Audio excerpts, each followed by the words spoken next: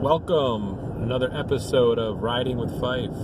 Got a little red mark on my nose from wearing my mask because of the coronavirus, but don't let that stop us. Let's go ahead and get started. I'd like to talk to you today about energy in a food web or food pyramid energy.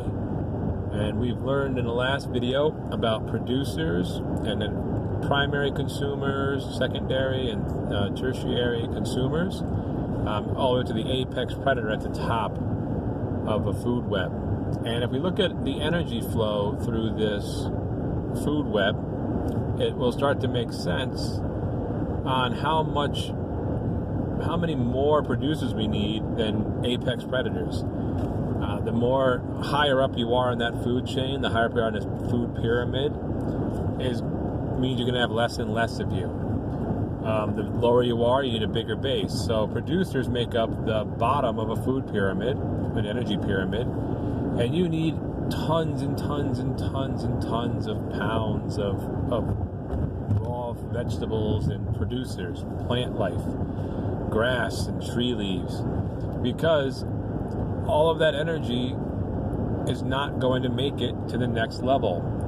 In fact, there's a rule of 10%. In general, only about 10% of all the energy consumed at one level is going to make it to the next level for more consumption. So producers, a large bottom of a base of a pyramid, the next level up, your primary consumers, such as rabbits and mice, voles, anything that eats those producers, they're going to have to use up energy gathering that food, hiding from predators, making their body grow. So the majority of the energy that they consume is going to be used up before they get eaten by the next level of carnivore, right? Your secondary consumers.